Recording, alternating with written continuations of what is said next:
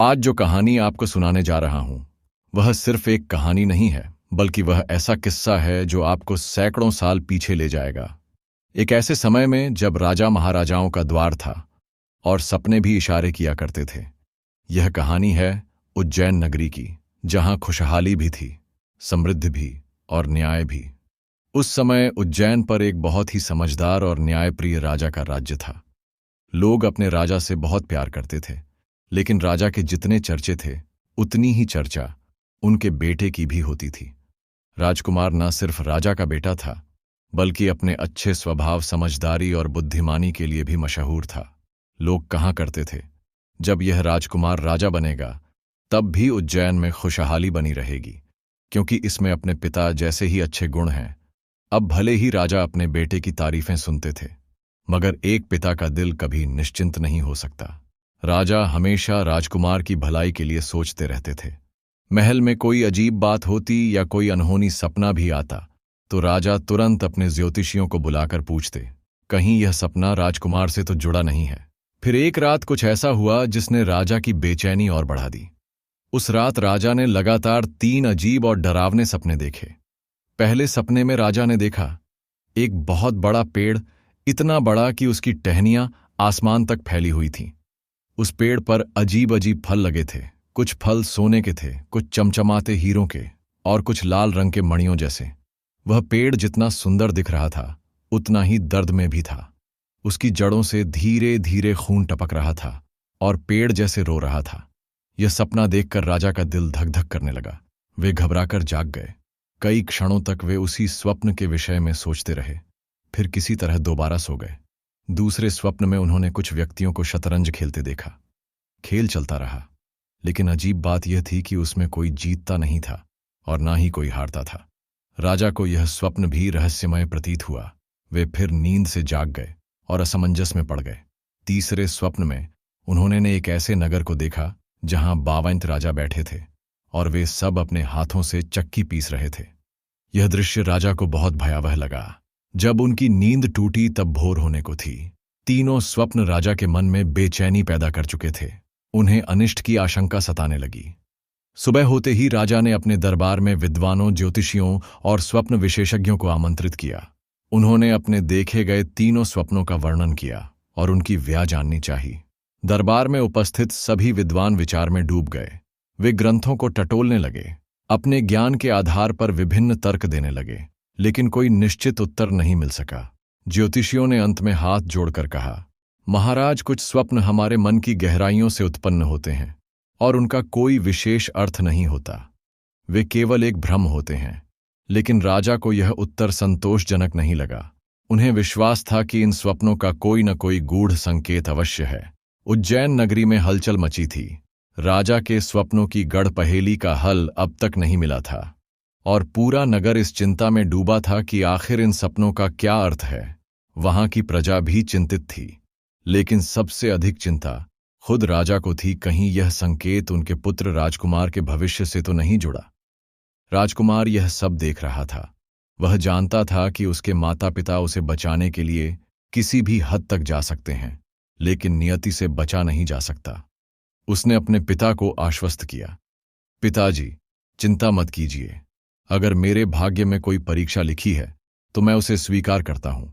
कोई भी इंसान अपनी तकदीर को बदल नहीं सकता, लेकिन मैं वादा करता हूं कि मैं इन स्वप्नों की सच्चाई को खोज निकालूं। राजकुमार ने अपने राजसी वस्त्र उतार दिए और साधारण यात्रियों की तरह वस्त्र धारण किए। कमर में सोने की अशर्फियां बांधी, माता पिता के चरण स्पर्श किए और अपने घोड़े पर सवार होकर अज्ञात मंजिल की ओर निकल पड़ा। दिन भर वह अनजान रास्तों पर सफर करता और रात किसी गांव या वीराने में गुजारता। एक शाम यात्रा करते करते वह एक घने जंगल में जा पहुंचा। यह स्थान बेहद विशाल था, लेकिन वीरान पड़ा था। चारों ओर सूखे पेड़, बिखरी हुई झाड़ियां और टूटे फूटे खंडहर दिखा दे रहे थे। आसमान में सूरज ढल चुका था। अंधेरा धीरे धीरे घना होने लगा था। राजकुमार ने सोचा कि इस अजनबी जगह का निरीक्षण दिन में ही कर लिया जाए तो बेहतर रहेगा।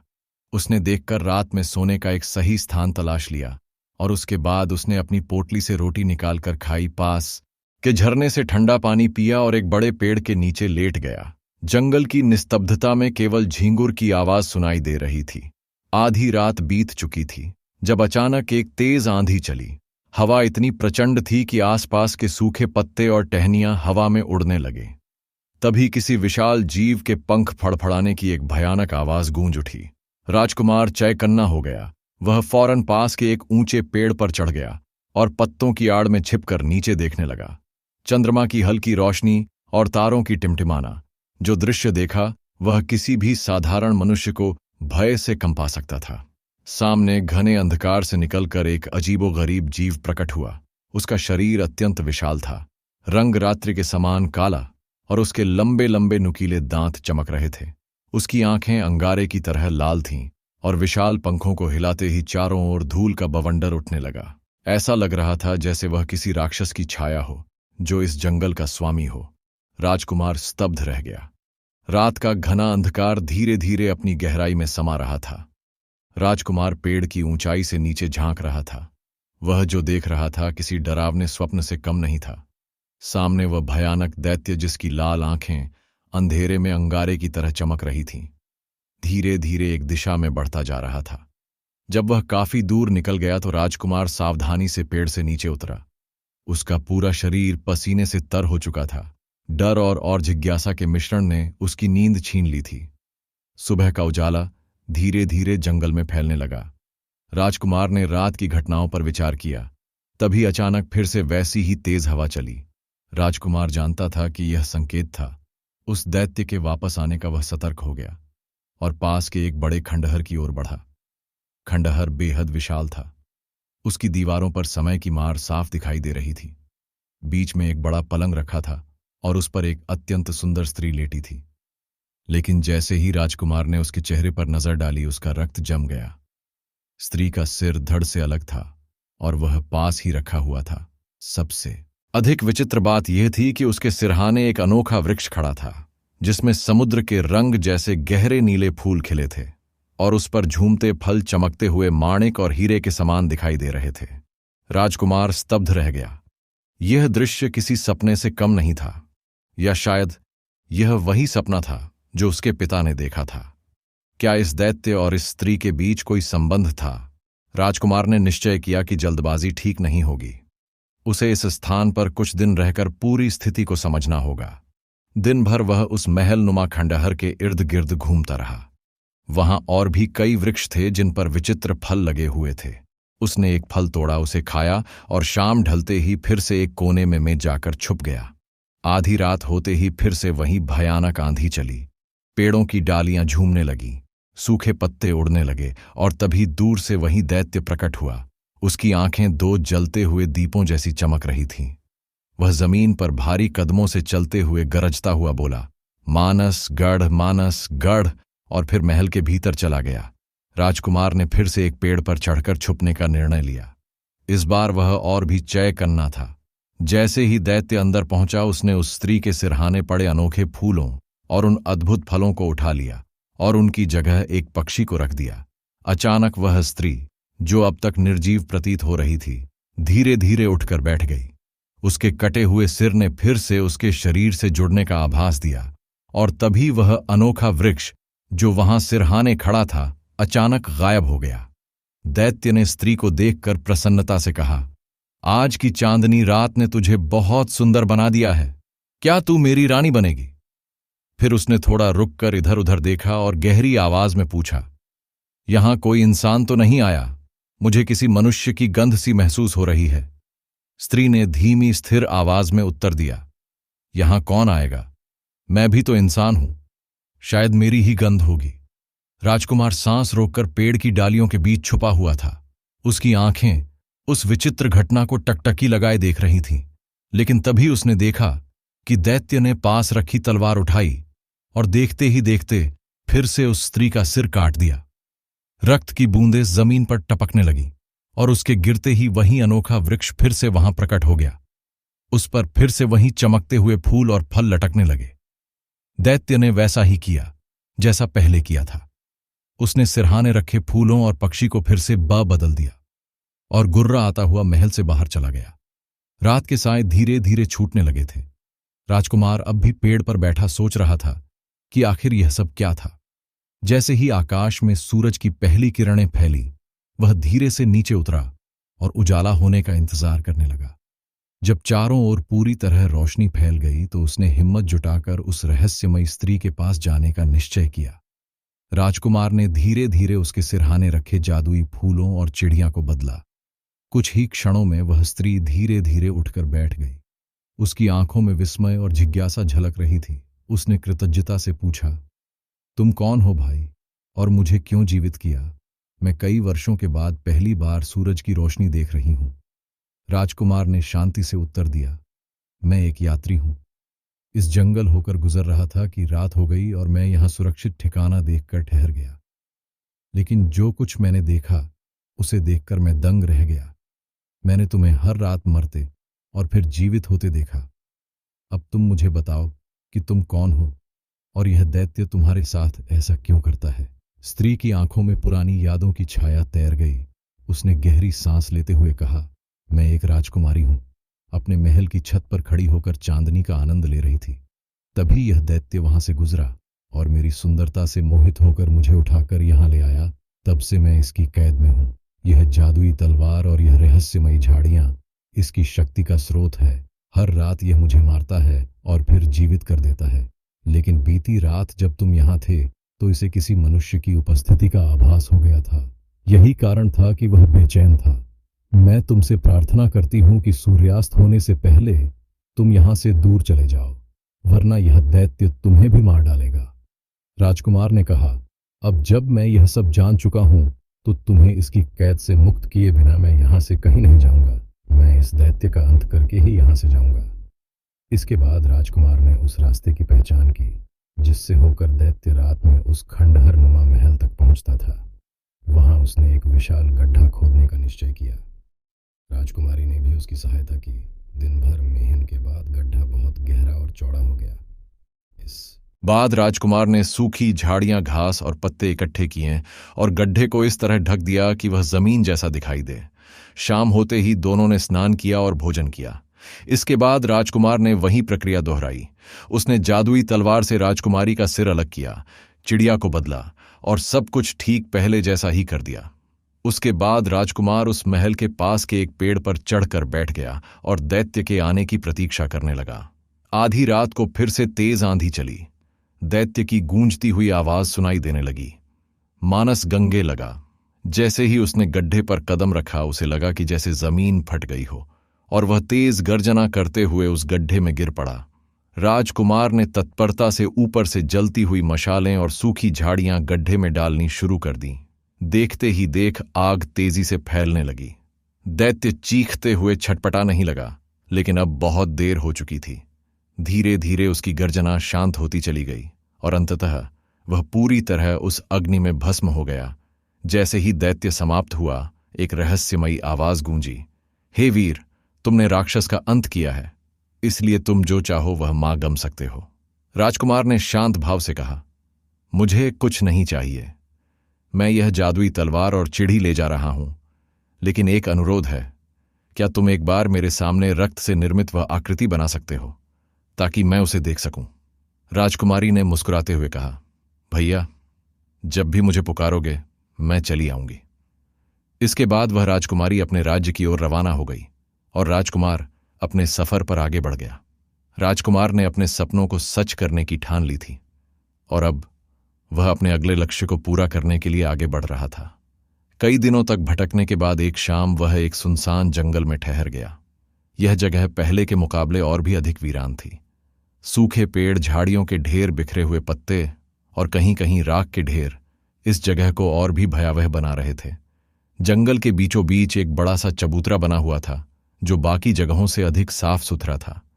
राजकुमार पहले तो वहीं सोने का विचार करने लगा, लेकिन चबूतरे की सफाई देखकर उसे कुछ अजीब सा महसूस हुआ कि शायद कोई तो इस जगह की देखभाल करता होगा, तभी यह साफ सुधार रहा है। यह सोचकर उसने वहां रुकने का इरादा बदल दिया और थोड़ा हटकर एक विशाल बरगद के पेड़ के नीचे जमीन साफ कर ली। अजनबी जगह, जंगली जानवरों का डर और किसी अनहोनी की आशंका, ऐसे माहौल में उसे नींद कहाँ आने वाली थी। आधी रात के करीब ठंडी हवा तेज होने लगी। अचानक एक तेज आंधी चली और वातावरण रहस्यमय हो उठा। राजकुमार ने पेड़ की ओट से देखा कि 4 घुड़सवार हवा में उड़ते हुए वहां उतरे। उन्होंने अपने घोड़े एक पेड़ से बांध दिए और उस चबूतरे पर जाकर चारों बैठ गए। फिर उन्होंने एक शतरंज की बिसात बिछाई और खेल में लीन हो गए। राजकुमार छिपकर यह सब देख रहा था। पूरी रात बीत गई, लेकिन उनमें से कोई भी जीत नहीं सका और ना कोई हार मानने को तैयार था। यह देखकर राजकुमार के मन में विचार आया, यही सही समय है अपने दूसरे लक्ष्य को पूरा करने का। अगर इस मौके को खो दिया तो शायद फिर कभी ना मिले। हिम्मत जुटाकर वह छिपने की जगह से बाहर निकला और सीधा उनके पास जाकर बोला, कैसे खिलाड़ी हो तुम जो ना जीत सकते हो और ना हार सकते हो। राजकुमार की बात सुनकर वे चारों आश्चर्यचकित रह गए। पहले तो वे हैरानी से उसे घूरते रहे, फिर क्रोध में भरकर बोले, तू कौन है और इतनी हिम्मत कैसे हुई हमसे बात करने की। उनमें से एक आगे बढ़ा और बोला, हम में से हर एक इतना कुशल खिलाड़ी है कि आज तक हमें कोई हरा नहीं सका। राजकुमार ने मुस्कुराते हुए कहा, अगर मैं तुम चारों को एक एक करके हरा दूं तो वे सभी ठहाका लगाकर हंस पड़े और बोले, अगर तू हमें हरा सका तो हम तेरे गुलाम बन जाएंगे, लेकिन अगर हार गया तो तेरे टुकड़े टुकड़े कर दिए जाएंगे। राजकुमार ने चुनौती स्वीकार कर ली। शतरंज की बिसात बिछी और खेल शुरू हुआ। राजकुमार ने अपनी बुद्धि और धैर्य का परिचय देते हुए एक एक करके चारों को हरा दिया। राजकुमार की जीत होते ही वे चारों बोले, अब से हम तेरे गुलाम हुए, लेकिन हम इंसान नहीं हैं जो तेरे साथ रह सके। मगर जब भी तुझे हमारी ज़रूरत होगी, बस हमारे घोड़ों के बाल को आग दिखा देना, हम तुरंत तेरे पास पहुंच जाएंगे। इतना कहकर वे चारों अपने घोड़ों पर सवार हुए और देखते ही देखते हवा में गायब हो गए। राजकुमार ने अपने दूसरे सपने को भी हकीकत बना दिया था, लेकिन जब तक तीसरा सपना पूरा नहीं होता वह घर लौटने वाला नहीं था। अगली सुबह वह अपने सफ़र पर निकल पड़ा। कई दिनों तक लंबी यात्रा करने के बाद वह एक नगर में पहुंचा। पूरा दिन नगर में घूमने के बाद जब वह राजमहल के पास से गुजरा तो उसने देखा कि महल के विशाल द्वार पर एक बड़ा नगाड़ा रखा था। उसने वहां खड़े लोगों से पूछा, यह नगाड़ा यहां क्यों रखा है? लोगों ने बताया, इस राज्य पर कोई राजा नहीं बल्कि एक रानी का शासन है। वह बहुत ही सुंदर और बुद्धिमान है, लेकिन अभी तक उसकी शादी नहीं हुई। उसकी शादी के लिए कुछ शर्तें हैं। जो कोई भी उससे विवाह करना चाहता है वह इस नगाड़े पर चोट करता है। फिर रानी उसे बुलाकर अपनी शर्तें बताती है। राजकुमार ने उत्सुकता से पूछा, अगर कोई उसकी शर्तें पूरी ना कर सके? तो लोगों ने गहरी सांस लेते हुए कहा, तो उसे रानी का गुलाम बनकर जीवन भर चक्की पीसने पड़ेगी। आज तक कोई भी उसकी शर्तें पूरी नहीं कर सका है। राजकुमार को अब अपनी मंजिल साफ दिखाई दे रही थी। उसने ठान लिया कि वह रानी की कठिन शर्तों को पूरा करके न केवल उसे जीत कर दिखाएगा, बल्कि अपनी बुद्धिमत्ता से सभी का दिल भी जीत लेगा। वह एक सराय में जाकर ठहरा और एक साधारण लड़के का भेष धारण कर लिया। अगले दिन सुबह होते ही वह राजमहल के मुख्य द्वार पर पहुंच गया। वहां एक विशाल नगाड़ा रखा था, जिसे बजाकर उसने राजकुमारी से विवाह की इच्छा जताई जाती थी। राजकुमार ने पूरे जोश के साथ नगाड़े पर जोर जोर से कई छोटे मारी। महल के अंदर बैठे दरबारियों और रानी के सेवकों के कान खड़े हो गए। जब यह बात रानी तक पहुंची तो वह क्रोध से लाल पीली हो गई। यह कौन अभद्र व्यक्ति है जो लग रहा है कि जैसे नगाड़े को तोड़ ही डालेगा? रानी गुस्से से बोली। एक सेवक ने हाथ जोड़कर कहा, महारानी एक गरीब लड़का है और उसका कहना है कि वह आपसे विवाह करना चाहता है और आपकी सभी शर्तें पूरी करने के लिए भी तैयार हैं। रानी को यकीन नहीं हुआ। उसने हंसते हुए कहा, क्या उसे पता नहीं कि मेरे महल में 50 राजा चक्की पीस रहे हैं जो मेरी शर्तें पूरी करने में असफल रहे, और अब एक गरीब का छोकरा भी चला आया। सेवक ने सिर झुकाकर कहा, महारानी उसे सब पता है, फिर भी वह अपनी बात पर अड्डा हुआ है। रानी गुस्से से तिलमिला उठी। मैंने अब तक राजाओं को चक्की पिसवा है, लेकिन इसके तो मैं टुकड़े टुकड़े करवा दूंगी। राजकुमार बिना डरे मुस्कुराया और बोला, मंजूर है महारानी, आप अपनी शर्तें बताइए। रानी जो पर्दे के पीछे बैठी थी ठहरे हुए स्वर में बोली, पहली शर्त यह है कि तुम्हें लोहे के एक मोटे खंभे को लकड़ी की कुल्हाड़ी से 2 टुकड़े में करना होगा। राजकुमार ने आत्मविश्वास से कहा, मुझे वहां ले चलो जहां वह खंभा रखा है। सेवक उसे महल के एक बड़े आंगन में ले गए। वहां एक बेहद मोटा और मजबूत लोहे का खंभा गड़ा हुआ था और उसके पास एक मामूली सी लकड़ी की कुल्हाड़ी रखी थी। जो भी इस शर्त को पूरा करने आता था वह इस दृश्य को देखते ही हिम्मत हार जाता था, क्योंकि लकड़ी की कुल्हाड़ी से लोहे को काटना नामुमकिन था। राजकुमार ने खंभे को गौर से देखा। वह समझ चुका था कि यह कोई साधारण खंभा नहीं था, बल्कि बड़ी चतुराई से तैयार किया गया था। लेकिन उसकी पैनी नजर ने भेद को पहचान लिया। उसने आंखें बंद की और मन ही मन भगवान को याद किया। फिर उसने पूरी ताकत से कुल्हाड़ी उठाई और खंभे पर वार किया। देखते ही देखते खंभा 2 हिस्सों में बंट गया। वहां मौजूद सभी लोग हैरान रह गए। उन्होंने कभी सोचा भी नहीं था कि कोई इस शर्त को पूरा कर सकेगा। राजकुमार ने मुस्कुराते हुए कहा, महारानी, मैं पहली शर्त पूरी कर चुका हूं, अब अगली शर्त बताइए। महल में नगाड़ा जोर जोर से बजने लगा। रानी भी अवाक रह गई। वह सोचने लगी कि जो काम बड़े बड़े राजाओं से नहीं हुआ वह इस गरीब लड़के ने कैसे कर दिखाया। लेकिन उसने अपनी भावनाओं पर काबू रखा और दूसरी शर्त सुना दी। दूसरी शर्त यह है, रानी ने धीमे मगर कठोर लहजे में कहा, तुम्हें कुछ ऐसा करना होगा कि मुझे एक ही रात में बार बोलने पर मजबूर होना पड़े। लेकिन याद रखना, तुम मुझसे सीधे ना बात करोगे, न मुझे देखोगे और ना ही छूने की कोशिश करोगे। तुम पर्दे के बाहर बैठोगे और मुझे बोलने के लिए विवश करोगे। अगर तुम असफल रहे तो तुम्हें मौत के घाट उतार दिया जाएगा। राजकुमार बिना किसी झिंझक के बोला, मुझे यह शर्त भी स्वीकार है। उस रात के लिए महल में विशेष व्यवस्था की गई। राजकुमार वापस सराय में चला गया और वहां से एक वीरा जगह पर गया, जहां उसने अपने 4 अदृश्य साथियों को बुलाने के लिए घोड़े के बालों को आग दिखाई। जैसे ही बाल जलने लगे वे चारों घुड़सवार प्रकट हो गए। राजकुमार ने उन्हें अपनी दूसरी शर्त के बारे में बताया। वे हंस पड़े और बोले, यह तो बहुत आसान है। हम चारों रानी के चारों ओर ऐसी जगहों पर छिप जाएंगे जहां उसे हमारी उपस्थिति महसूस हो लेकिन दिखे नहीं। एक घुड़सवार उसके सिर के ऊपर छत में रहेगा, दूसरा उसके के पैरों के पास, तीसरा उसके तख्त के पर्दे में और चौथा उसके चंदन के हार में। तुम हमें बारी बारी से पुकारना, बाकी काम हम संभाल लेंगे। राजकुमार मुस्कुरा दिया। अब वह पूरी तरह तैयार था। चारों जिन गायब हो गए तो राजकुमार वापस सराय में आया, भोजन किया और विश्राम करने चला गया। शाम को नहाकर साफ सुथरे साधारण वस्त्र पहने, माथे पर लंबा तिलक लगाया और गले में रुद्राक्ष की माला डालकर तैयार हुआ रात के समय वह रानी के महल की ओर बढ़ा। महल के भीतर रानी अपने कक्ष में राज सिंहासन पर बैठी थी। चारों ओर भारी पर्दे झूल रहे थे। पास ही एक कुर्सी रखी थी जिस पर राजकुमार जाकर बैठ गया। कुछ देर तक मौन रहा, फिर धीरे धीरे बोला, रानी, कहीं खोई खोई सी लग रही है। कभी इधर झुकती हैं, कभी उधर। हम पैरों की हालत तो देख ही रहे हैं, लेकिन यदि मैं सारी शर्तें जीत गया तो इसका अंजाम क्या होगा। अंदर से हल्की आवाज आई, बेबुनियाद बातें मत करो, कुछ ऐसा कहो जिससे रात कट जाए। राजकुमार मुस्कुराया और बोला, अच्छा तो चलिए, आज मैं आपको एक कहानी सुनाता हूं। बहुत पुरानी बात है। किसी नगर में 4 मित्र रहते थे। एक बढ़ई, एक दर्जी, एक सुनार और चौथा स्वयं राजा का पुत्र था। राजा को अपने पुत्र की साधारण परिवार के बच्चों से मित्रता पसंद नहीं थी, लेकिन राजकुमार अपने मित्रों से बहुत स्नेह करता था। एक दिन राजकुमार अपने इन मित्रों के साथ शिकार के लिए जंगल चला गया, परंतु जंगल घना था, रास्ता भटक गए। रात हो गई तो चिंता बढ़ गई। राजकुमार सोचने लगा कि महल में उसकी खोज हो रही होगी और उसके मित्र डर रहे थे कि कहीं कोई जंगली जानवर उन पर हमला न कर दे। आखिरकार तय हुआ कि चारों बारी बारी से पहरा देंगे ताकि सभी को कुछ समय विश्राम भी मिल सके और सुरक्षा भी बनी रहे। पहली पहरेदारी बढ़ई की थी। रात गहरी थी, नींद आंखों में समाने लगी। जागते रहने के लिए उसने लकड़ी उठाई और अपने हुनर का इस्तेमाल करते हुए एक सुंदर गुड़िया बना दी। पहरे का समय पूरा हुआ तो उसने दर्जी को जगा दिया।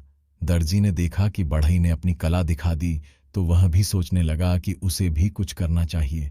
उसने अपनी थैली से सुई धागा निकाला, अपनी ही कमीज काटकर गुड़िया के लिए सुंदर वस्त्र बना दिए। जब उसका पहरा समाप्त हुआ तो उसने सुनार को जगा दिया।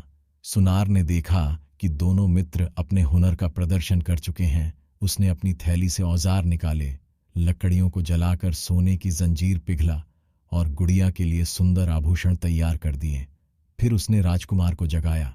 राजकुमार ने देखा कि उसके तीनों मित्रों ने अपनी कला का परिचय दे दिया। लेकिन उसे कोई विशेष कौशल नहीं आता था। वह सोचने लगा कि सुबह होते ही सब उसका उपहास उड़ाएंगे। यह सोचकर वह दुखी हो गया और आत्महत्या करने का विचार करने लगा। उसी समय उधर से एक वृद्ध तपस्वी गुजरे। उन्होंने राजकुमार को रोते हुए देखा और पूछा, बेटा, यह क्या कर रहे हो? जीवन को नष्ट करना पाप है। राजकुमार ने अपनी व्यथा सुनाई तो संत मुस्कुराए और बोले, हर किसी की काबिलियत अलग होती है, लेकिन याद रखना, सच्ची शक्ति किसी वस्तु को बनाने में नहीं बल्कि उसे जीवन देने में है। यह कहते हुए उन्होंने भगवान से प्रार्थना की और चमत्कार हुआ। वह निर्जीव गुड़िया एक जीवंत कन्या में बदल गई। कहानी समाप्त कर राजकुमार ने रानी से पूछा, बताइए, इनमें से सबसे श्रेष्ठ कार्य किसका था? रानी ने उत्तर दिया, बड़ाई का कार्य सबसे श्रेष्ठ था, जिसने गुड़िया बनाई। राजकुमार ने मुस्कुराते हुए कहा, नहीं, सबसे बड़ा कार्य दर्जी ने किया, जिसने गुड़िया के तन को ढक दिया। दोनों के बीच बहस तेज होती गई। अंत में रानी से सहन नहीं हुआ और उसने सिंहासन के पास रखे सटक पर छड़ी मारते हुए कहा, मूर्ख, असली काम तो उस व्यक्ति ने किया जिसने इस गुड़िया में जान फूंक दी। राजकुमार ने तुरंत ऊंची आवाज में कहा, रानी, यह मत कहिए। लेकिन रानी के मुंह से यह शब्द निकल चुके थे। जैसे ही रानी ने यह कहा, उसे अपनी गलती का एहसास हुआ और वह मन ही मन पछताने लगी। उसके चेहरे पर चिंता की लकीरें साफ दिख रही थीं। रानी के पास रखे पानदन में बैठा जिन अचानक बोल उठा, अरे भैया, क्या बताऊं, जब से तुम शर्तें जीतने लगे हो तब से मेरी तो शामत ही आ गई है। सबसे ज्यादा गुस्सा तो रानी मुझ पर ही निकालती है। कभी उठाकर पटकती है, कभी धक्के देती है, कभी जोर से बंद कर देती है। मेरा पूरा शरीर दर्द कर रहा है।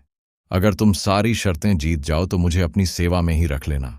राजकुमार ने मुस्कुराते हुए कहा, ऐसी बातें मत करो जिन भाई, ऐसी बातें करो जिससे रात कटे। जिन ने कहा, ठीक है, चलो, मैं भी तुम्हें एक कहानी सुनाता हूं। ये बहुत पुरानी बात है। किसी नगर में एक प्रतापी राजा राज करता था। उसकी एक ही पुत्री थी। अत्यंत सुंदर, बुद्धिमान और गुणवान राजा चाहता था कि उसकी बेटी का विवाह किसी सच्चे राजकुमार से हो। ऐसे राजकुमार से जिसके खून में कोई मिलावट ना हो, जो शुद्ध राजवंश से आया हो। राजा के अनुसार सच्चे राजकुमार वे होते हैं जो फूल की तरह कोमल और संवेदनशील होते हैं, जो ऐसी चीजें भी महसूस कर सकते हैं जिन्हें आम लोग महसूस नहीं कर सकते।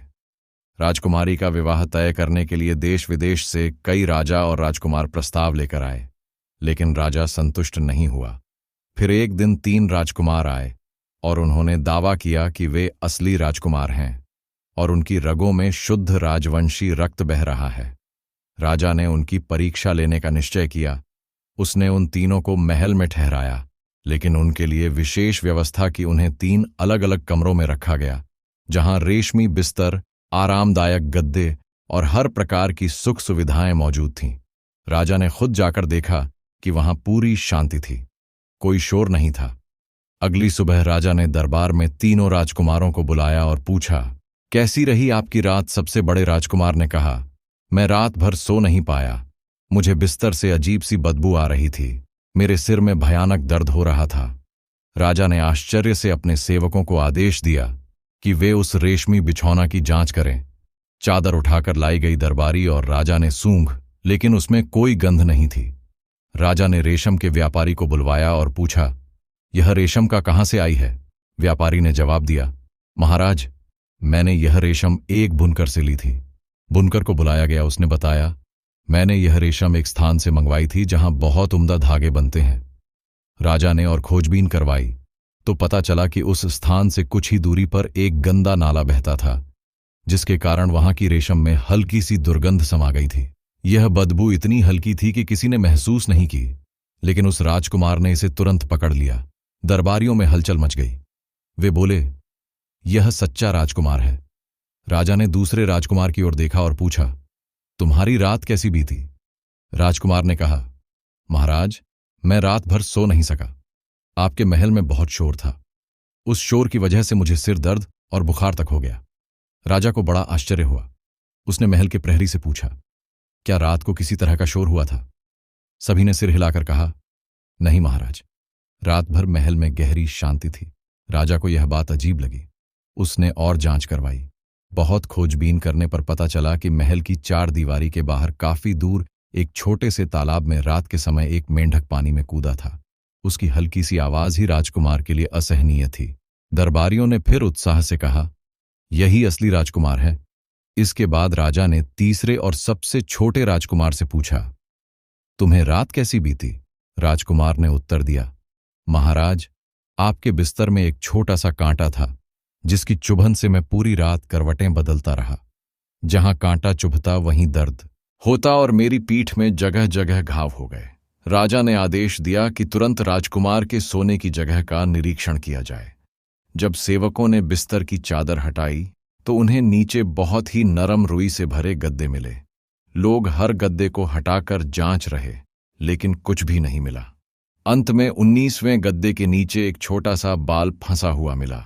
दरबारियों ने देखा कि राजकुमार की पीठ पर भी ठीक वैसे ही छोटे छोटे घाव थे, जैसे कि उस बाल की चुभन से हो सकते थे। दरबार में कोलाहल मच गया। सभी चिल्लाने लगे, यही असली राजकुमार है। पंदन ने कहानी खत्म करने के बाद राजकुमार से पूछा, अब बताओ, राजा ने किससे असली राजकुमार मानकर अपनी बेटी का विवाह किया? राजकुमार ने कहा, जिसे रेशम की बदबू महसूस हुई थी वही असली राजकुमार था। पंदन मुस्कुराया और बोला, नहीं, मेरे विचार में वह राजकुमार असली था जिसे दूर कहीं गिरते पानी की हल्की सी आवाज भी रात भर सोने नहीं दी। दोनों के बीच गर्मागर्म बहस होने लगी। रानी ने चुप रहने की कोशिश की, लेकिन आखिरकार खुद को रोक नहीं पाई और गुस्से में पंदन पर जोर से चिल्लाई, तुझे भी आज ही बोलना था। जिस राजकुमार की पीठ पर इतने गद्दों के नीचे दबे बाल की वजह से घाव हो गए, वही असली था। बाकी दो तो केवल अनुमान लगा रहे थे, लेकिन सबसे छोटे राजकुमार का दर्द तो सबने अपनी आंखों से देखा। राजकुमार और पंदन हंसने लगे। पंदन बोला, चलो छोड़ो यह सब, मैं तुम्हें एक और कहानी सुनाता हूं। फिर पंदन ने कहानी शुरू की। किसी नगर में एक अमीर व्यक्ति रहता था। उसका एक ही पुत्र था और वह चाहता था कि बेटा उसकी विरासत संभाले, लेकिन वह बेहद आलसी और निकम्मा था। दिन भर घर में पड़ा रहता या फिर नगर में यूं ही भटकता रहता। उसके माता पिता परेशान थे। मोहल्ले वालों ने सलाह दी, इसकी शादी कर दो, जिम्मेदारी आएगी तो खुद सुधर जाएगा। अमीर व्यक्ति ने बेटे की शादी करा दी, लेकिन उसका आलस्य कम नहीं हुआ। अब तो वह घर से बाहर भी कम जाने लगा और दिन भर पत्नी के साथ बैठा रहता। कुछ समय बाद उसकी पत्नी भी तंग आ गई और उसने कहा, मुझे मेरे मायके भेज दो, मैं निकम्मे आदमी की पत्नी कहलाने से तंग आ चुकी हूं। यह बात उसके दिल में घर कर गई। अगले दिन उसने खाने की पोटली बांधी और कुल्हाड़ी लेकर जंगल की ओर चल दिया। जंगल में इधर उधर घूमने के बाद जब भूख लगी तो उसने पोटली से खाना निकाला और एक झरने के पास बैठकर खाया। ठंडा पानी पीने के बाद वह एक पेड़ के नीचे लेट गया और गहरी नींद सो गया। जब शाम हुई तो उसने देखा कि बाकी लकड़हारे अपनी गाड़ियों में लकड़ियां भरकर घर लौट रहे हैं, लेकिन उसके पास कुछ भी नहीं था। लोग उसका मजाक उड़ाने लगे, अरे यह तो लकड़हारा बनने आया था, लेकिन पूरे दिन एक भी लकड़ी नहीं काटी। शर्मिंदगी महसूस कर वह एक पेड़ के पास गया और उससे पूछने लगा, क्या मैं तुम्हें काट सकता हूं? लेकिन पेड़ कोई जवाब नहीं दे रहा था। रात होने लगी। जंगल में वह अकेला रह गया। तभी अचानक एक पेड़ से आवाज आई, अगर मुझे काटना तो मेरी लकड़ी का पलंग बनाना और उसे 1.25 लाख सोने के सिक्कों के बदले ही बेचना, इससे कम पर मत बेचना। लड़के ने उस पेड़ को काटना शुरू किया और काफी मेहनत के बाद आधी रात के करीब लकड़ियों का गट्ठर लेकर घर पहुंचा। घर में घुसते ही उसने देखा, माँ बाप और पत्नी तीनों चिंता में डूबे बैठे थे। गांव के किसी आदमी से उन्होंने सुना था कि उनका का बेटा जंगल में हर पेड़ से पूछता फिर रहा है, तुझे काटूं या छोड़ दूं? यह बात सुनकर मां ने माथा पकड़ लिया। हे भगवान, ये लड़का तो कुछ भी नहीं कर सकता। मेरे तो भाग्य ही फूटे थे जो ऐसी औलाद मिली। आधी रात का वक्त था। पूरा घर नींद में डूब चुका था। सिर्फ उसकी पत्नी दरवाजे की ओट से झांक रही थी। उसने देखा कि उसका निकम्मा कहलाने वाला पति औजार लेकर बैठ गया है और लकड़ियों को तराशने में जुट गया है। पत्नी धीरे से बोली, सुबह बना लेना, इतनी रात को कौन पलंग बनाता है? लेकिन लड़के ने उसकी एक न सुनी। पूरी रात मेहनत करता रहा। थक थक की आवाज पूरे आंगन में गूंजती रही। आखिरकार सुबह तक एक शानदार पलंग तैयार हो गया। पलंग की लकड़ियों पर नक्काशी इतनी बारीक थी जैसे किसी अनुभवी कारीगर ने इसे बनाया हो। सुबह होते ही उसने उस पलंग को सजाया और बाजार जाने की तैयारी करने लगा। गांव में हर हफ्ते शनिवार को राजा के महल के पास एक बड़ा बाजार लगता था। गांव गांव से लोग अपना सामान बेचने आते थे। खास बात यह थी कि जो सामान दिन भर में नहीं बिकता उसे राजा के आदेश पर महल का दरोगा खुद खरीद लेता। किस्मत से उस दिन भी शनिवार था। लड़का बड़ी उम्मीदों के साथ पलंग लेकर बाजार पहुंचा और एक कोने में अपना ठिकाना बना लिया। लोग आते, पलंग देखते और उसकी खूबसूरती की तारीफ करते। जब कीमत पूछते तो लड़का पूरे आत्मविश्वास के साथ कहता, सोने के 1.25 लाख सिक्के। यह सुनते ही लोग हंस हंस कर लोटपोट हो जाते। किसी को यकीन नहीं हो रहा था कि एक मामूली से दिखने वाले पलंग की कीमत इतनी ज्यादा मांगी जा रही है। गांव के कुछ लोग जो उसे बचपन से जानते थे मजाक उड़ाने लगे। अरे यह तो वही है जो निकम्मा कहलाता था। अब पहला सामान बेचने आया है और पहली ही बार में सोने के 1.25 लाख सिक्के मांग रहा है। धीरे धीरे शाम होने लगी। सभी दुकानदार अपना अपना सामान बेचकर वापस लौटने लगे। तभी राजा महल की ऊपरी खिड़की से बाजार का हाल देख रहे थे। उनकी नजर एक कोने में बैठे लड़के और उसके पलंग पर पड़ी। उन्होंने दरोगा को बुलाया और पूछा, वह कौन है जो अब तक अपना सामान नहीं बेच पाया? दरोगा ने सिर झुकाकर कहा, महाराज, वह एक नासमझ लड़का है। एक मामूली पलंग के बदले सोने के 1.25 लाख सिक्के मार रहा है। कोई उसे खरीद ही नहीं रहा। राजा ने आदेश दिया, उसे हमारे सामने बुलाओ। दरोगा दौड़ता हुआ बाजार गया और लड़के को महल में चलने का आदेश दिया। लड़का पलंग छोड़कर सीधे राजा के सामने पेश हुआ। राजा ने गंभीर स्वर में पूछा, क्या तुम्हें नहीं पता एक साधारण पलंग की कीमत कितनी होती है? लड़के ने बिना झिझक कहा, महाराज, यह पलंग साधारण नहीं है। आप इस पर एक रात सोकर देख लीजिए।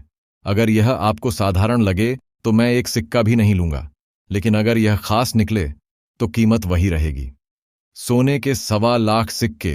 राजा उसकी बातों में छुपे आत्मविश्वास को देखकर सोच में पड़ गए। आखिरकार उन्होंने शर्त मंजूर कर ली। सोने के 1.25 लाख सिक्के लड़के को दिए गए और पलंग महल में रखवा दिया गया। लड़का चादर में सिक्के बांधकर खुशी खुशी घर लौटा। घर में घुसते ही मां ने समझा, बेटा अना लेकर आया है। खुशी खुशी बहू को आवाज लगाई, बहू, आज तो हमारा बेटा कमाकर लाया है, जल्दी चक्की चलाकर रोटी बना। बहू ने पोटली उठाई तो भारीपन देखकर हैरान रह गई। उसने जब खोलकर देखा तो सोने की चमक से उसकी आंखें चौंधी आ गईं। वह खुशी से दौड़ती हुई सांस के पास गई और बोली, मां जी, इसमें अनाज नहीं है, इसमें तो सोना है। मां ने भी पोटली खोली और जैसे ही सोने के सिक्के देखे उसकी आंखें फटी की फटी रह गईं। बूढ़ी मां और बाप ने बेटे की बलैयां ली, माथा चूमा और कहा, अब तो हमारे बुरे दिन सच में खत्म हो गए। उधर राजा रात होते ही नए पलंग पर लेट गए, लेकिन नींद थी कि आंखों से गायब। वह बस आंखें मूंदे कुछ होने का इंतजार कर रहे थे। आधी रात के बाद ठीक 12 बजे राजा ने सुना। पलंग के एक पाए ने धीरे से कहा, सुनो भाइयों, आप तीनों महाराज को संभालो, मैं थोड़ी हवा खाने बाहर जा रहा हूं। राजा यह सुनकर दंग रह गए। देखते ही देखते पलंग का एक पाया धीरे से खिसका और हवा में उड़ता हुआ बाहर चला गया। राजा की आंखें हैरानी से फैल गईं, लेकिन वह चुपचाप लेटे रहे। कुछ ही देर बाद पाया वापस आया और बोला, मैं बाहर गया तो देखा महाराज के जूतों में एक जहरीला सांप बैठा है। मैंने सोचा, यह तो हमारे मालिक हैं, इनकी रक्षा करना हमारा फर्ज है, इसलिए सांप को मार आया। अब मैं आराम से बैठता हूं। तभी दूसरा पाया बोला, अब मेरी बारी है, तुम लोग महाराज को संभालो, मैं भी बाहर की खबर लेकर आता हूं। इतना कहते ही दूसरा पाया भी हवा में उड़ गया और दरवाजे से बाहर निकल गया।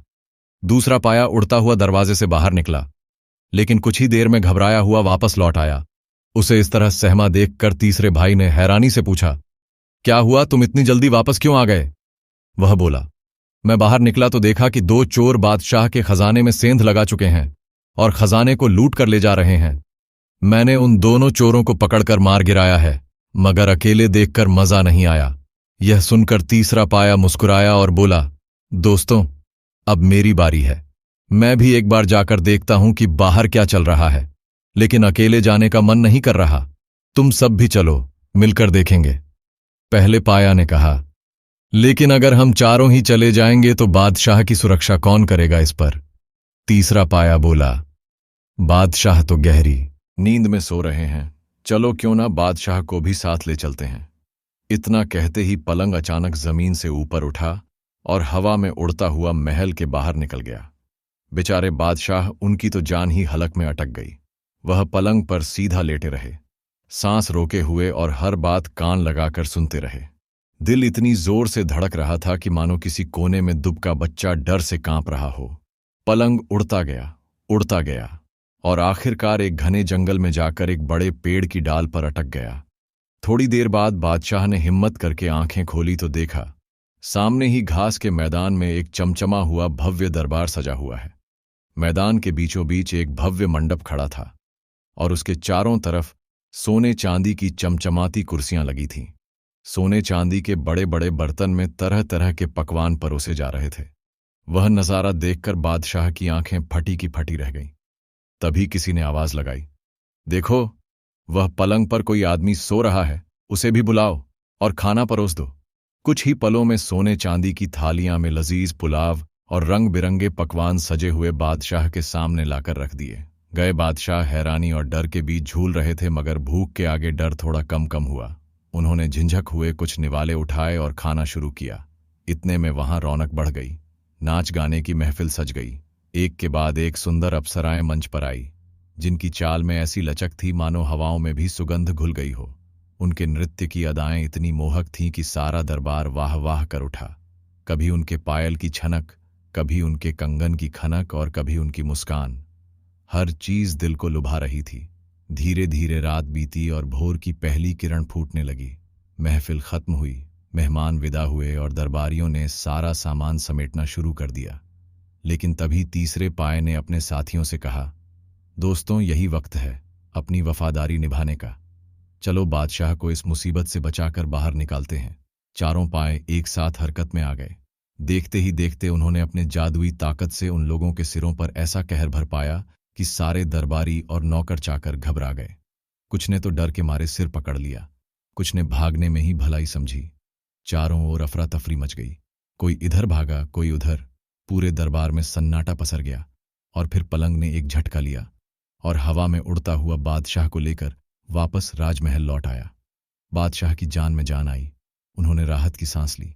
डर का पसीना अब भी माथे पर चमक रहा था, मगर मन ही मन वह सोच रहे थे कि जो भी हुआ, शायद किसी अदृश्य शक्ति ने उनकी रक्षा की है। सुबह हुई। बादशाह ने अपने सेवकों से जूते मंगवाए तो देखा, उनके जूतों में एक मरा हुआ सांप पड़ा था। अब बादशाह को यकीन हो गया कि रात का पूरा घटनाक्रम कोई सपना नहीं था। जो हुआ वह सब सच था। तभी महल के खजांची दौड़ते हुए दरबार में आए और हाँफ हुए। बोले, महाराज, रात को खजाने के पहरेदार सो गए थे। 2 चोरों ने सेंध लगाकर खजाना लूटने की कोशिश की, मगर किसी ने उन दोनों को मार गिराया। बादशाह सब समझ गए। उन्होंने उन पहरेदार को डांट फटकार लगाई और फिर खास सेवकों को बुलाकर आदेश दिया, महल के बाहर जो जंगल है वहां जाकर देखो कि रात का सारा मामला क्या था। कुछ ही देर में सेवक लौटे और घबराई हुई आवाज में बोले, महाराज, जंगल का पूरा नक्शा ही बदला हुआ है। वहां एक अद्भुत दरबार सजा हुआ था। सोने चांदी की कुर्सियां, चमचमाते बर्तन और इतना सोना चांदी कि आपके पूरे खजाने में भी नहीं होगा। बादशाह ने फौरन उन चारों पांव को बुलवाया, उन्हें सम्मानित किया और जंगल से मिला सारा खजाना अपने खजाने में जमा कर लिया। लेकिन कहानी यहीं खत्म नहीं हुई। इसके बाद राजकुमार और पर्दे में छिपे नन्न के बीच बहस छिड़ गई। राजकुमार का कहना था कि सबसे अच्छा पाया वह था जिसने सांप को मारकर बादशाह की जान बचाई। वहीं आत्मा का कहना था कि सबसे अच्छा पाया वह था जिसने चोरों को पकड़कर खजाना बचाया। जब बहस बढ़ती गई तो रानी भी बोल पड़ी, अरे मूर्खों, असली हीरो तो वह है जिसने पूरा दरबार ही सजाकर बादशाह को इतना सारा सोना चांदी दिलाया। राजकुमार गुस्से में भर गया और उसने पर्दे पर जोर से हाथ मारा। रानी की आंखों में गुस्सा और बेबसी के आंसू भर आए। आंखों से आंसू बह निकले थे, लेकिन उसने मन ही मन ठान लिया था कि अब वह कुछ नहीं बोलेगी। रात का आखिरी पहर चल रहा था। कुमार ने रानी के पास रखे चंदन की लकड़ी के हार की ओर देखा और हार से कहा, अरे चंदन हार रानी हमसे क्यों नाराज है? तुम ही कुछ कहो ताकि यह रात कट सके। चंदन का हार धीमे स्वर में बोला, भैया मेरी तो हालत ही खराब हो रही है। रानी कभी गुस्से में करवट बदलती है तो कभी मुझे उठाकर इधर उधर पटक देती है। तुम ही समझ लो, अगर इस बार जीत गए तो इससे जैसे चाहो हिसाब चुकता करना। राजकुमार हल्के से मुस्कुराकर बोला, अरे, तुम लोग रानी को नाराज करने वाली बातें क्यों करते हो? कुछ ऐसा बोलो जिससे रात ठीक ठाक बीते। चंदनहार ने लंबी सांस ली और कहा, अच्छा ठीक है, जैसा तुम कहो। चलो, मैं तुम्हें एक कहानी सुनाता हूं। बहुत साल पहले की बात है। एक छोटे से गांव में एक लकड़हारा रहता था, बेहद मेहनती और ईमानदार। हर दिन सुबह होते ही वह अपनी कुल्हाड़ी लेकर जंगल चला जाता, लकड़ी काटता और शाम को उन्हें बाजार में बेच आता। जो कुछ भी पैसे मिलते, उसी से अपने परिवार का पेट भरता। लकड़हारे के 4 बेटे थे और चारों ही बहुत समझदार और होशियार थे। उन्हें अच्छी तरह से पता था कि उनके माँ बाप कितनी मेहनत कर रहे हैं। माता पिता खुद कभी कभी भूखे सो जाते, लेकिन अपने बच्चों को हमेशा पेट भर खाना खिलाते। खुद पुराने कपड़े पहनते, लेकिन बच्चों के लिए अच्छे कपड़ों का इंतजाम करते। एक दिन लकड़हारा जंगल में लकड़ियां काट रहा था। तभी उसकी नजर जमीन पर पड़े एक चमकते पत्थर पर पड़ी। पत्थर सूरज की रोशनी में इतना चमक रहा था कि उसकी आंखें चौधरी पत्नी ने झोपड़ी में दिया जलाने के लिए चिराग जलाया तो उसकी नजर ताक पर रखे उस पत्थर पर पड़ी। हैरानी की बात यह थी कि दिए की एल से कहीं ज्यादा चमक उस पत्थर से आ रही थी। पूरा कोना उजाले से भर गया था। पत्नी ने लकड़े को बुलाया और पत्थर दिखाया। लकड़ा समझ गया कि यह कोई मामूली पत्थर नहीं है, जरूर यह कोई बहुमूल्य रत्न है, जो शायद उनके बच्चों की तकदीर बदलने के लिए ही मिला है। अगले ही दिन वह पत्थर लेकर गांव के बड़े सुनार के पास पहुंचा। सुनार ने जैसे ही पत्थर देखा, उसकी आंखें फैल गईं। उसने तुरंत पहचान लिया कि यह तो बेशकीमती रत्न है, जिसकी असली कीमत लगाना भी आसान नहीं। फिर भी सुनार ने लकड़े को उस पत्थर की अच्छी कीमत दे दी। इतने सारे पैसे देखकर लकड़हारा बेहद खुश हुआ।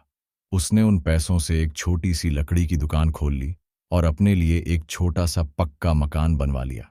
धीरे धीरे उसका काम अच्छा चलने लगा। लकड़ा और उसकी पत्नी ने अपनी पूरी जिंदगी मेहनत करके अपने चारों बेटों को अच्छी पढ़ाई लिखाई करवाई। जब समय आया तो 3 बेटों की शादी भी कर दी। कुछ साल बाद लकड़हारे ने अपनी सारी जमा पूंजी, जो भी संपत्ति थी, सब कुछ चारों बेटों में बराबर बांट दिया। बेटों ने भी अपने अपने हिस्से के पैसों से अलग अलग काम धंधे शुरू कर दिए। धीरे धीरे सबके काम में तरक्की होने लगी। अब बेटों ने सोचा कि माँ बाप ने हमारे लिए इतना कुछ किया है, अब हमारी बारी है कि हम उनके लिए कुछ करें, जिससे उनके प्यार और परिश्रम का थोड़ा सा कर्ज उतार सके। बड़ा बेटा अपने माँ बाप के लिए एक शानदार और बेहद सुंदर मकान बनवा है, जिसमें आराम और सुख सुविधा की हर चीज मौजूद होती है। बड़ी बड़ी खिड़कियां, सजे संवरे कमरे, आरामदायक बिस्तर और बुजुर्गों की जरूरत का पूरा ख्याल रखा जाता है। दूसरा बेटा, जिसने थोड़ा अलग सोच रखा था, उसने मकान के सामने की जमीन पर एक सुंदर बाग लगवाया, जिसमें हरियाली से भरे पेड़ पौधे, रंग बिरंगे फूल और एक छोटा तालाब भी बनवाया। उस तालाब में कश्ती भी रखवा, ताकि माँ बाप कभी मन करे तो उसमें बैठकर बाग की सैर कर सकें, पानी की ठंडी लहरों में अपने मन का सुकून ढूंढ सके। तीसरा बेटा माता पिता की आस्था और श्रद्धा को ध्यान में रखते हुए उन्हें चारों धाम की यात्रा पर ले गया। उनके साथ हर तीर्थ स्थल पर गया, हर पूजा पाठ में साथ बैठा, माँ बाप को पवित्र नदियों में स्नान करवाया और उनकी आंखों में तृप्ति का भाव देखकर खुद भी संत दोष पा लिया। माँ बाप के चेहरे पर खुशी देखकर उसे लगा, इससे बड़ा कोई पुण्य नहीं। धीरे धीरे तीनों बेटे अपनी अपनी गृहस्थी में व्यस्त हो गए। सबने अपने अपने लिए अलग मकान बना लिए और अपने अपने परिवारों के साथ रहने लगे। उधर समय की मार और उम्र का असर धीरे धीरे उस लकड़े और उसकी पत्नी पर साफ दिखने लगा। दोनों अब बुढ़ापे की चैट पर खड़े थे। शरीर कमजोर हो चुका था। बीमारियों ने धीरे धीरे अपने घेरे में ले लिया था। लकड़हारे की आंखों की रोशनी धुंधली पड़ चुकी थी और उसकी पत्नी के घुटनों में इतना दर्द रहने लगा कि चलना फिरना भी मुश्किल हो गया। कभी जिस घर में रौनक थी, अब वही घर उन्हें काटने को दौड़ता था। इतने बड़े घर, खूबसूरत बाग और तालाब के बीच अब बस 2 बूढ़े शरीर ही रह गए थे, जिनकी देखभाल करने वाला कोई नहीं था। तीनों बेटे अपनी जिंदगी में व्यस्त हो गए थे, लेकिन इन सब के बीच एक इंसान था जो चुपचाप अपनी पूरी जिंदगी माँ बाप के कदमों में बिछा चुका था। सबसे छोटा बेटा, उस छोटे बेटे ने ना तो कोई आलीशान मकान बनवाया, ना बाग तालाब लगवाया, ना ही किसी तीर्थ यात्रा पर ले गया, लेकिन उसने अपनी पूरी जिंदगी सिर्फ माँ बाप की सेवा में समर्पित कर दी। उसने शादी तक नहीं की, ताकि कोई बीवी या बच्चे उसके और उसके माता पिता के बीच दीवार न बन जाए। उसने अपना कारोबार भी अपने मुंशिकों को सौंप दिया ताकि खुद दिन रात माँ बाप की सेवा में लगा रह सके। जब तक उसके माँ बाप जीवित रहे, वह उनकी आंखें, उनके हाथ और उनके पैर बनकर उनके हर काम में साथ देता रहा। चंदन की लकड़ी से बने उस हार ने कहानी पूरी करके कहा, मेरे हिसाब से सबसे बड़ा काम तो बड़े बेटे ने किया, जिसने माँ बाप को एक झोपड़ी से निकालकर शानदार महल में बसा दिया। राजकुमार ने तुरंत विरोध करते हुए कहा, नहीं, सबसे बड़ा काम तो तीसरे बेटे ने किया, जिसने चारों धाम की यात्रा करवाकर उनके जीवन को धन्य कर दिया। दोनों के बीच इस बात पर बहस शुरू हो गई। आवाजें ऊंची होने लगी। रानी से अब चुप नहीं रहा गया। उसने झटके से अपने पैरों के सैंडल में लगी लकड़ी की चंदन माला को निकाला और दूर फेंक दिया। फिर तेज आवाज में बोली, तुम दोनों उस बेटे का नाम क्यों नहीं ले रहे जिसने अपनी पूरी जिंदगी माँ बाप की सेवा में लगा दी, न शादी की न परिवार बसाया, बस दिन रात अपने बूढ़े कमजोर बीमार माँ बाप की देखभाल करता रहा।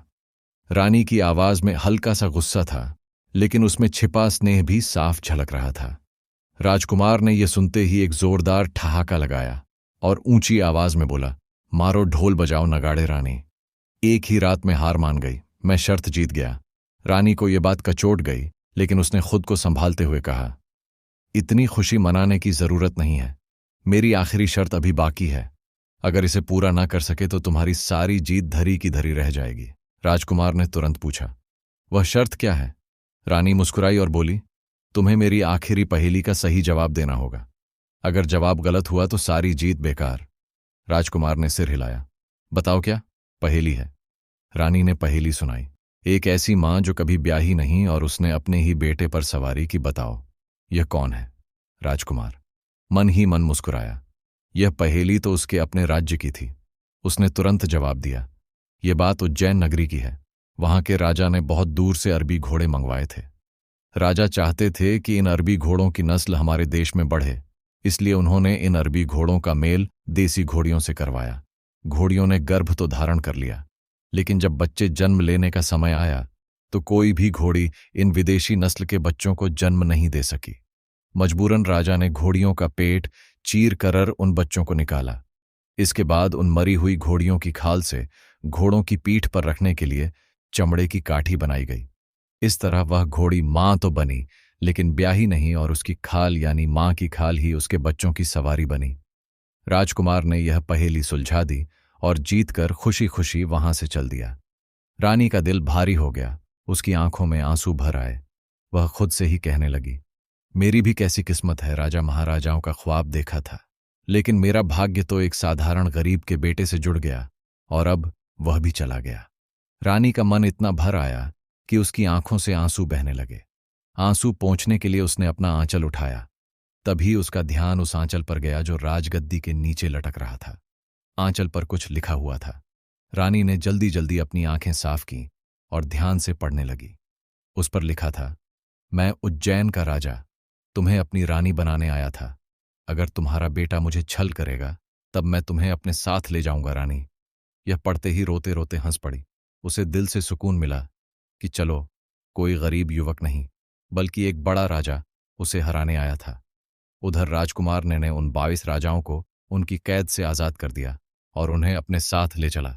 चलते चलते उसने उन सब से कहा, पहले आप सब मेरे पिता के सामने जाकर चक्की पीसें, फिर अपने अपने राज्यों में लौट सकेंगे। सभी राजाओं ने सिर झुका दिया, क्योंकि वे उसकी चतुराई और वीरता से बेहद प्रभावित थे। उज्जैन पहुंचकर राजकुमार ने अपने तीनों ख्वाब सच करके दिखा दिए। उसके पिता राजा बेटे की जुदाई में वैसे ही दुखी थे, लेकिन जब उन्होंने अपने वीर और समझदार बेटे को सामने देखा तो उनकी आंखों में खुशी के आंसू आ गए। राजा ने पूरे राजपाट की जिम्मेदारी अपने बेटे को सौंपी और खुद भक्ति और साधना में लीन हो गए।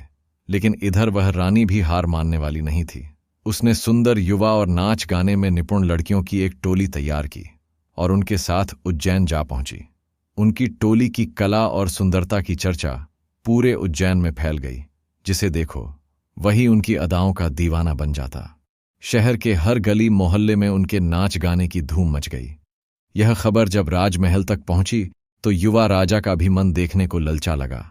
उसने संदेश भिजवाया कि यह टोली राजमहल में आकर नाच गाने की धूम मचाए। राजकुमार ने नृत्य और संगीत की प्रस्तुति दे, बदले में भरपूर इनाम मिलेगा। लेकिन मंडली की मुखिया ने साफ मना कर दिया। उसने राजा को खटक गई, लेकिन जिज्ञासा भी बढ़ गई। आखिरकार एक दिन राजा खुद अपनी शाही सवारी लेकर उस नाचने गाने वाली टोली को देखने पहुंचा। लड़कियों ने ऐसा मोहक नृत्य किया कि राजा मंत्रमुग्ध रह गया। उसने ढेर सारा इनाम भी दिया, लेकिन राजा की उत्सुकता उस मंडली की मुखिया से मिलने की थी। जब राजा ने मिलने की इच्छा जताई तो लड़कियों ने कहा, हमारी मालिक किसी से नहीं मिलती। राजा ने हंसकर कहा, जाकर कह दो, उज्जैन का राजा खुद उनके दरवाजे पर खड़ा है, क्या इतनी भी मेहमान नवाजी नहीं करोगी? यह संदेश पाते ही भीतर से बुलावा आ गया। जैसे ही राजा भीतर पहुंचा और उसकी नजर उस युवती पर पड़ी जो वहां एक ही पर बैठी थी, तो एक पल के लिए उसकी सांसें थम गईं। वह युवती इतनी सुंदर थी कि चांद की चमक भी उसके आगे फीकी पड़ रही थी। राजा तो उसकी ओर बस देखता ही रह गया, जैसे उसकी आंखें किसी जादू में बंध गई हों। कुछ पल बाद जब युवती ने मुस्कुराकर राजा का अभिवादन किया, तब जाकर राजा को होश आया। युवती ने खुद ही बताया, मैं मगध राज्य से आई हूं। मेरी मां बहुत बीमार है और मेरा कोई भाई नहीं है, इसलिए मैंने नाच गाने का यह काम शुरू किया ताकि अपनी मां का इलाज करवा सकूं। यह सुनकर राजा का दिल भर आया, लेकिन उसके मन में यह सवाल भी उठा कि आखिर इतनी सुंदर और कला में निपुण युवती राजमहल छोड़कर ऐसे घूम घूम कर क्यों नाच रही है। राजा की उत्सुकता बढ़ने लगी, लेकिन युवती की मुस्कान में कोई गहरी बात छुपी थी जो राजा समझ नहीं पा रहा था। राजा तो अब रोज ही आने लगे। धीरे धीरे उनकी चाहत बढ़ती गई। एक दिन राजा ने उस लड़की से कहा, मैं तुम्हें अपने महल में ले जाना चाहता हूं, अपनी रानी बनाना चाहता हूं। लड़की ने सिर झुका लिया और बोली, मैं एक सीधी सादी कुलीन घराने की लड़की हूं। अगर आपको मुझसे न जोड़ना है तो पहले विधि विधान से विवाह करना होगा। राजा तो उसके रूप और व्यवहार पर वैसे ही मोहित थे। तुरंत राजी हो गए। विधिवत विवाह हुआ और कुछ समय बाद लड़की ने राजा से अपने मायके जाने की इच्छा जताई। राजा ने लाख समझाया, तुम यहीं रहो, अपने माता पिता को भी बुला लो, तुम्हें और तुम्हारे परिवार को किसी चीज की कमी नहीं होने दूंगा। लेकिन लड़की ने साफ कह दिया, मेरे माँ बाप अपना घर गांव छोड़कर यहां कभी नहीं आएंगे, मुझे ही जाना होगा। राजा मजबूर हो गए। जाते समय लड़की ने राजा से एक अनुरोध किया, मुझे अपनी एक निशानी दे दीजिए ताकि वक्त जरूरत पर आपको याद दिला सकूं कि मैं कौन हूं। राजा ने अपनी खास तलवार और अंगूठी उसे दे दी। लड़की अपने देश लौट आई। कुछ समय बाद लड़की मां बनी। उसने एक सुंदर बेटे को जन्म दिया जो बिल्कुल राजा की तरह दिखता था। रानी ने अपने बेटे की परवरिश में कोई कमी नहीं छोड़ी, उसे हर सुख सुविधा दी। लेकिन बच्चा अक्सर एक सवाल करता, मां मेरे पिताजी कहाँ हैं? सबके पिताजी होते हैं, मेरे क्यों नहीं? रानी बहाने बनाकर टाल देती, बेटा तुम्हारे पिताजी परदेश गए हैं, जब तुम 12 साल के हो जाओगे तब आएंगे। समय बीतता गया। आखिर वह दिन आ गया जब राजकुमार 12 साल का हुआ। उसने मां से जिद पकड़ ली, अब मैं 12 साल का हो गया हूं, पिताजी क्यों नहीं आए? बताइए वह कहाँ हैं? अब तो मैं उन्हें खुद ढूंढ कर लाऊंगा। रानी बहुत टालते रही, पर बेटे की जिद के आगे हार मान गई। उसने पूरी कहानी बेटे को सुना दी। वह दुपट्टा दिखाया जिस पर राजा का संदेश लिखा था, अंगूठी और तलवार भी दिखाई। राजकुमार की आंखों में जोश भर गया, अब तो मैं उज्जैन जाकर अपने पिताजी को वापस लाकर ही रहूंगा। रानी का दिल कांप उठा। उसे डर था कि नाजुक सा बेटा इतनी बड़ी यात्रा कैसे करेगा, लेकिन बेटे की आंखों में अपने पिता को देखने की तड़प देखकर उसने राजा की निशानियां और कुछ जरूरी चीजें बेटे को सौंप दी। राजकुमार ने उज्जैन की ओर कदम बढ़ा दिए। रास्ते में तरह तरह के वेश बदलकर वह सफर करता रहा। उज्जैन पहुंचने के बाद उसने अपनी शरारतों से पूरे शहर में टहलका मचा दिया। कभी किसी औरत के सिर से मटका गिरा देता, कभी घाट पर नहाते लोगों के कपड़े गायब कर देता, हलवाई की दुकान पर मिठाइयां उठा लेता, तो कभी किसी शादी में घुसकर दूल्हे की पगड़ी ही खोल देता। सबसे ज्यादा परेशानी उसने महल के मोटे सिपाहियों को दी। वह कभी उनके पेट पर गुलेल से निशाना लगाता, कभी उनके सिर से पगड़ी उड़ा देता। सिपाही आपस में लड़ते झगड़ते कि आखिर यह शरारती कौन है। शहर में हाहाकार मच गया। आखिर यह है कौन जो हवा की तरह आता है और आंखों से ओझल हो जाता है। राजा के कानों तक भी यह खबर पहुंची। उन्होंने दरबार में कोतवाल को बुलाकर डांटा, यह सब क्या हो रहा है? तुम्हारे सिपाही एक बच्चे को पकड़ नहीं पा रहे, कोतवाल ने सिपाहियों की पहरेदारी बढ़ा दी, लेकिन उसका कोई फायदा नहीं हुआ। वह लड़का उनके सामने से ही गुजर जाता और कोई उसे पकड़ नहीं पाता। अंत में कोतवाल ने खुद उस चोर को पकड़ने की ठानी। उसने पता लगाया कि वह लड़का बाहर से आकर शहर में हंगामा मचाता है और फिर शहर के दरवाजे से बाहर भाग जाता है। कोतवाल ने सोच लिया, यह लड़का रात में भागता है, लेकिन रात को शहर का दरवाजा तो बंद हो जाता है। ना तो वह नदी में छुप सकता है, न जंगल में। अब अगर मैं खुद दरवाजे पर पहरा दूं तो उसे पकड़ सकता हूं। उस रात कोतवाल ने शहर का दरवाजा बंद कर दिया। सिर्फ एक आदमी के निकलने लायक जगह छोड़ी। वहां उसने लकड़ी का एक ऐसा पाट रखा जिसे पार करते ही पैर फंस जाए। वह खुद एक ओर छुपकर खड़ा हो गया। शाम का समय था, हल्का अंधेरा छा रहा था। तभी धोप घाट की तरफ से एक जवान बेहद सुंदर लड़की आती दिखाई दी। उसके पैरों में बंधी पायल छन छन बज रही थी। उसकी चाल में ऐसा नशा था कि हर निगाह उसी पर टिक जाती। उसकी आंखें गहरी थीं, चेहरा चांद जैसा चमक रहा था। वह लड़की धीरे धीरे आगे बढ़ रही थी और कोतवाल की आंखें आश्चर्य से फैली जा रही थीं। कोतवाल साहब तो हैरान रह गए। जैसे ही वह लड़की दरवाजे के करीब पहुंची, कोतवाल फौरन दौड़ कर आए और बोले, अरे भाई, जरा इस लकड़ी वाले पेड़ पर पैर मत रखना, तुम्हारे कोमल पैरों में चोट लग जाएगी। लड़की मुस्कुराई और बोली, यह क्या है और आप यहाँ क्यों बैठे हैं? कोतवाल ने थोड़ा अकड़ कर कहा, मैं इस शहर का कोतवाल हूं, तुम्हें पता नहीं होगा। इन दिनों एक शरारती लड़के ने पूरे शहर में हड़कंप मचा रखा है। उसी को पकड़ने के लिए यहां बैठा हूं। लड़की ने हैरानी जताई। अच्छा, पर यह लकड़ी का पेड़ किसी चोर को कैसे पकड़ेगा? कोतवाल मुस्कुराते हुए बोला, अरे भाई, ये कोई आम पेड़ नहीं है, ये तो चोर पकड़ने की मशीन है। जैसे ही चोर इस पर पैर रखता है, उसके दोनों पैर इसमें फंस जाते हैं और बिना चाबी के खुलते ही नहीं। लड़की ने चकते हुए कहा, अच्छा, तो जरा मुझे दिखाइए ना कैसे फंसते हैं पैर। कोतवाल तो पहले ही उस लड़की की मासूमियत और खूबसूरती पर लट्टू थे।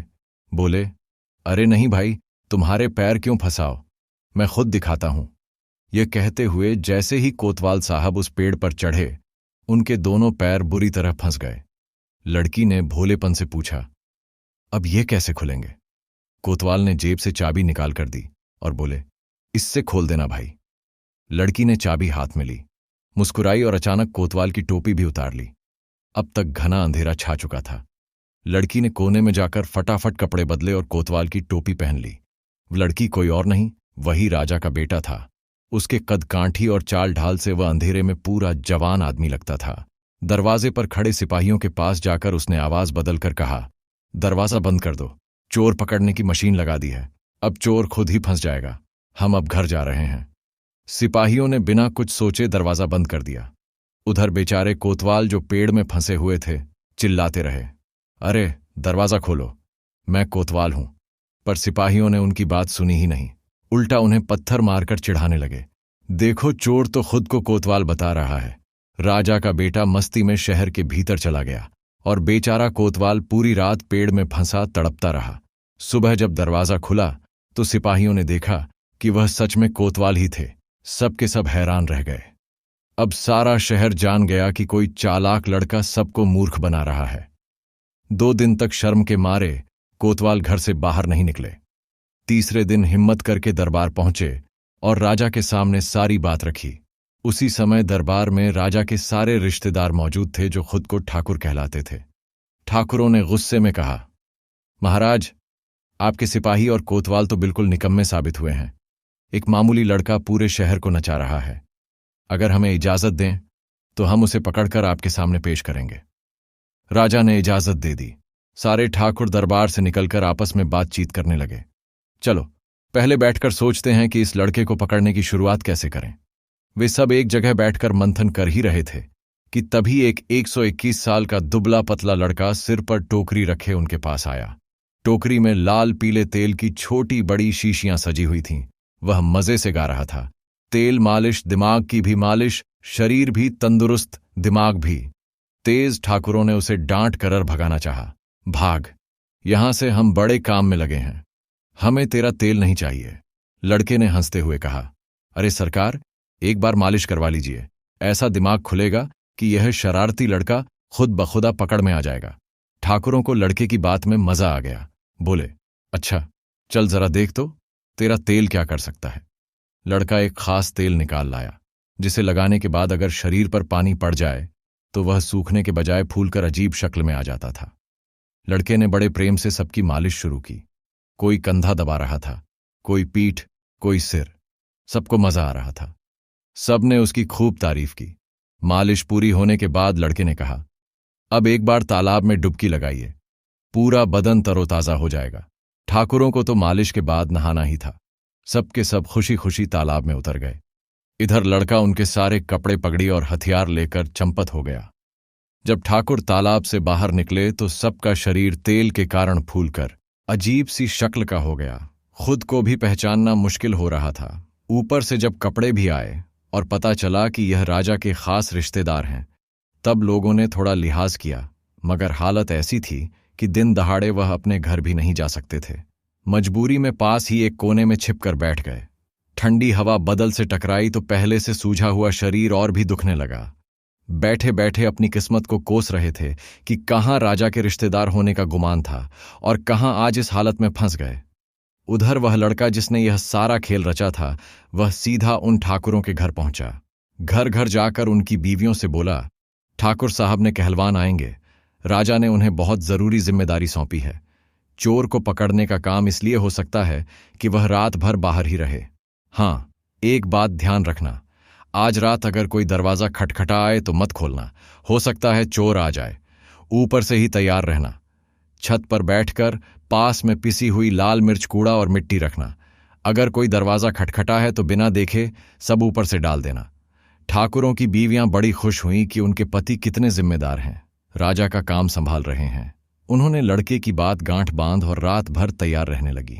जैसे ही रात गहरी हुई, ठाकुर लोग चुपके चुपके अपने घरों की तरफ लौटे। सोचा किसी को खबर ना लगे, बस धीरे से दरवाजा खटखटा देंगे और अंदर घुस जाएंगे। मगर हुआ उल्टा। जैसे ही उन्होंने दरवाजा खटखटाया, ऊपर से बीवियों ने पूरी ताकत से कूड़ा, मिट्टी और पिसी मिर्च बरसा दी।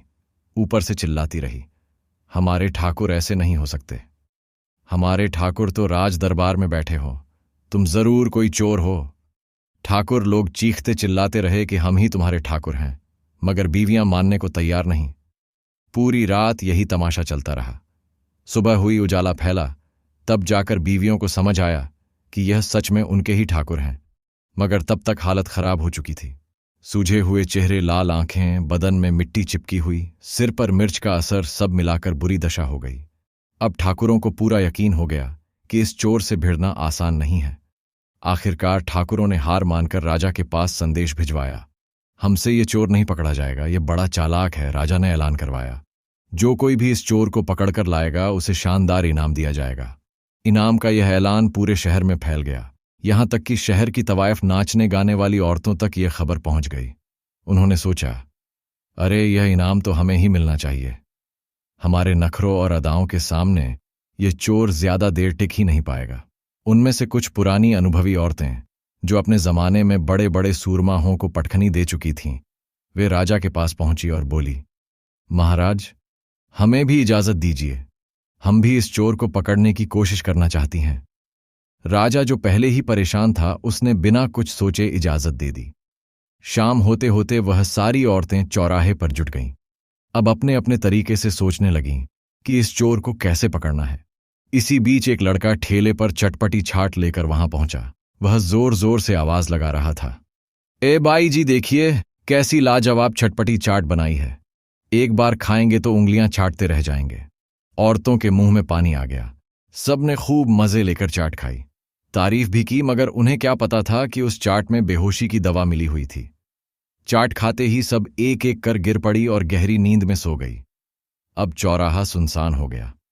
लड़के ने एक एक करके सबकी चोटियां एक दूसरे से बांध दी और आखिरी औरत की छोटी को पास के पेड़ की ऊंची डाल से बांध दिया। फिर वह आराम से वहां से निकल गया। सुबह हुई तो लोगों ने देखा कि शहर की सारी नामी गिरामी नाचने गाने वाली औरतें पेड़ से लटकी झूल रही हैं। किसी की छोटी हवा में लहर रही थी तो कोई नीचे लटक कर करा रही थी। जब उन औरतों को होश आया और अपनी हालत देखी तो उन्होंने शोर मचाना शुरू कर दिया। चोर को जितनी गालियां दे सकती थीं, सब दे डाली। किसी की इज्जत धूल में मिल चुकी थी तो कोई अपनी सूरत छुपा रही थी। जब यह खबर राजा तक पहुंची तो पहले तो उसे हंसी आ गई, फिर हैरानी हुई कि यह चोर वाकई बड़ा तेज है। राजा ने ठान लिया कि अब तो खुद ही इस चोर को पकड़ना पड़ेगा। राजा ने अपने खास सिपाहियों से पता करवाया कि चोर दिन तो बाहर ही रहता है, मगर शाम होते होते शहर में दाखिल होता है। राजा ने उसी के मुताबिक योजना बनाई। वह अपने पूरे सिपाहियों और सैनिकों के साथ शहर के बाहर तक पहुंचा और सबको शहर के अंदर ही तैनात कर दिया। खुद राजा तैरते हुए धोबी घाट की तरफ निकल गया। अब शाम का अंधेरा फैलने लगा था और सारे धोबी अपने अपने गधों के साथ धीरे धीरे शहर में लौट रहे थे। नदी किनारे जहां कब के लौट चुके थे, मगर यह लड़का अब भी वहीं बैठा था। राजा धीरे धीरे उसके पास पहुंचे। रात गहरा चुकी थी, हवा में हल्की ठंडक थी और पानी के बहाव की हल्की आवाज चारों तरफ पसरी थी। राजा ने उसके पास जाकर पूछा, अरे सब लोग तो चले गए, तुम अभी तक क्यों रुके हो? लड़के ने सिर उठाकर कहा, हुजूर, एक आदमी अपने कपड़े धोने को दे गया था। उसने कहा था कि दिन में नहाने का समय नहीं मिला तो रात में ही नहाए। उसने कहा है कि जब तक वह लौट कर ना आए मैं यहीं बैठा रहूं। देखिए, उसने मुझे कुछ पैसे भी दिए हैं। राजा समझ गए कि यही लड़का उस चोर का राजदार है जो पूरे शहर को नचा रहा है। राजा ने थोड़ा मुस्कुराते हुए पूछा, अच्छा, वो आदमी कहाँ गया? लड़के ने नदी की तरफ इशारा किया। वो देखिए, पानी में तैर रहा है। राजा ने देखा, पानी में एक सिर ऊपर नीचे हो रहा था, मानो कोई डुबकी लगा रहा हो। राजा के चेहरे पर हल्की मुस्कान आई। मन ही मन सोचा, आज तो यह भाग कर नहीं जा सकता।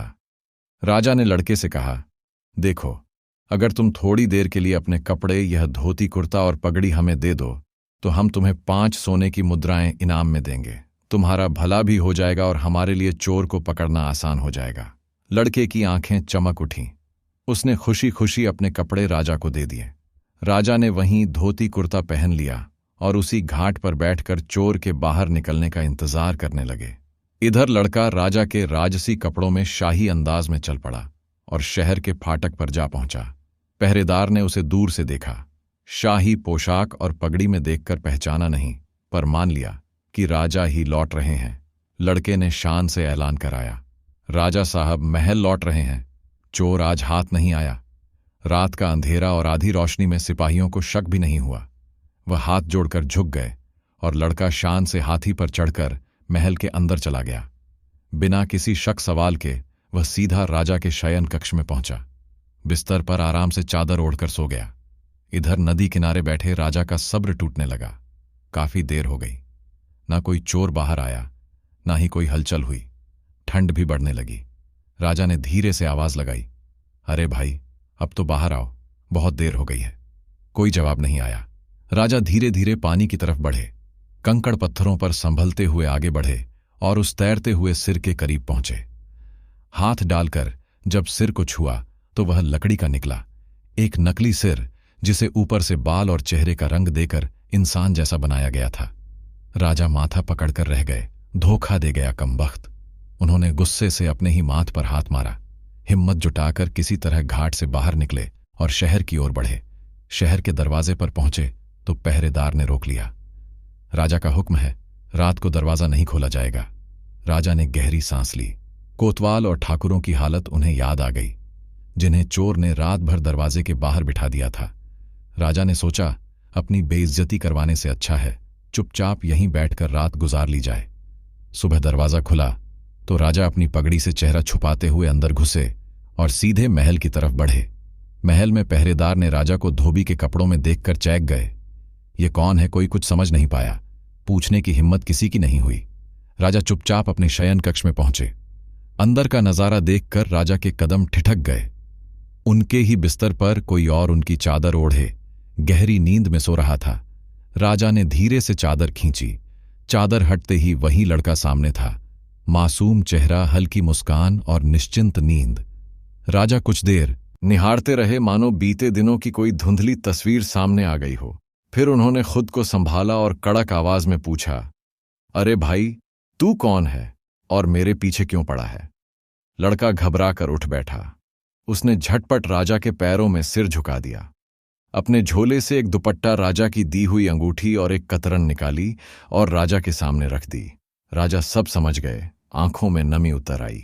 वह आगे बढ़े और लड़के को गले से लगा लिया। यह तो उनका ही बेटा था।